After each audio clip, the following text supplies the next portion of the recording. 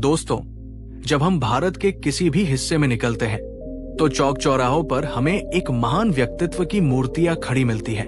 वो है भारत के संविधान निर्माता, दलितों और वंचितों की आवाज, डॉक्टर भीमराव अंबेडकर। लेकिन क्या आपने कभी रुककर सोचा है, ये मूर्तियां लगनी कब शुरू हुई?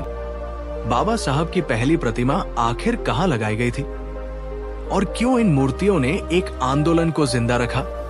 आज हम सिर्फ मूर्तियों की कहानी नहीं बताएंगे, बल्कि उस सोच को समझेंगे जिसने इन्हें इतिहास का जीवंत प्रतीक बना दिया। डॉक्टर अंबेडकर की मूर्तियां केवल पत्थर की कारीगरी नहीं है, ये 3 स्तरों पर समाज को जोड़ती है। ऐतिहासिक महत्व: सदियों तक दलित समाज के नायकों का इतिहास मिटा दिया गया। मंदिरों और शिलालेखों पर सिर्फ उच्च वर्ग के राजा महाराजाओं की कहानियां दर्ज रहीं। लेकिन जब बाबा साहब की मूर्तियां लगनी शुरू हुई तो पहली बार वंचित समाज ने इतिहास की किताब से बाहर निकलकर चौक चौराहों पर अपनी पहचान दर्ज की। आध्यात्मिक महत्व: मूर्तियां केवल देखने के लिए नहीं थी, लोग इन्हें प्रणाम करते, इनके पास शपथ लेते कि वे भी बाबा साहब के बताए रास्ते पर चलेंगे। ये एक तरह से धार्मिक प्रतिमा की तरह बन गई, लेकिन किसी धर्म के नहीं, बल्कि न्याय, समानता और शिक्षा के धर्म के प्रतीक के रूप में। राजनीतिक महत्व: हर मूर्ति अपने आप में एक राजनीतिक घोषणा थी। ये घोषणा थी कि हम अब दबे कुचले नहीं रहेंगे, हमारे पास भी संविधान है और हमारा भी नायक है। इसलिए अंबेडकर की मूर्तियां समाज का आत्मसम्मान, संघर्ष और संगठन तीनों को जोड़ने वाली धुरी बन गई। अब आते हैं सबसे बड़े सवाल पर, डॉक्टर अंबेडकर की पहली मूर्ति कहां लगाई गई? जवाब है कोल्हापुर, महाराष्ट्र। क्यों कोल्हापुर? कोल्हापुर वो जमीन है जहां छत्रपति शाहू महाराज ने दलितों के लिए स्कूल और नौकरियों के दरवाजे खोले थे। शाहू महाराज ने 1902 में ही दलितों को आरक्षण दिया था।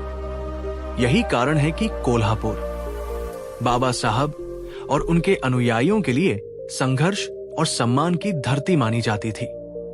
मूर्ति की स्थापना: 1950 के दशक में बाबा साहब के अनुयायियों ने यहां पहली प्रतिमा स्थापित की। जब ये मूर्ति लगाई गई तो गांव-गांव से हजारों लोग यहां इकट्ठा हुए। ये सिर्फ एक सांस्कृतिक घटना नहीं थी, बल्कि वंचित समाज की पहली सार्वजनिक जीत थी।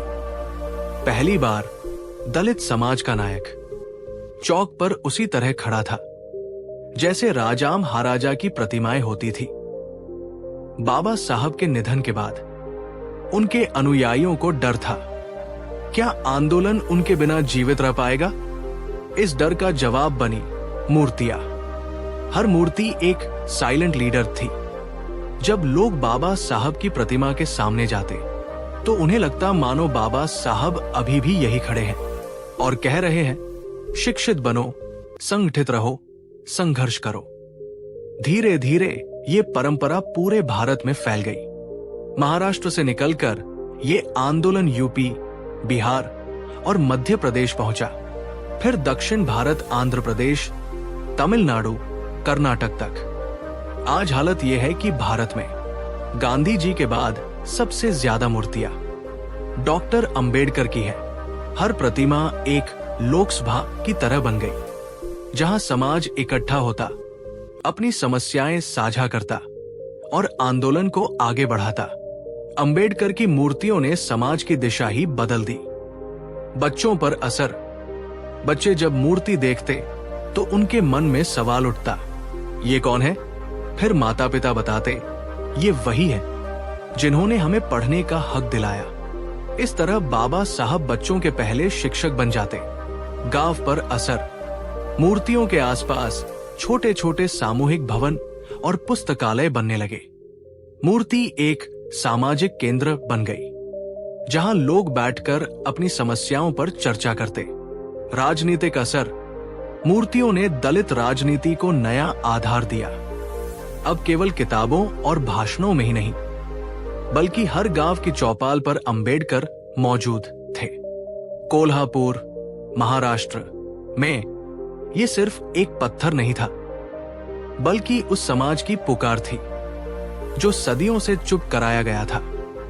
आज भारत में जहां जहां अंबेडकर की मूर्तियां खड़ी हैं, वहां हमें एक ही संदेश सुनाई देता है। अन्याय चाहे जितना पुराना हो, अगर संघर्ष सच्चा हो तो इतिहास बदल सकता है।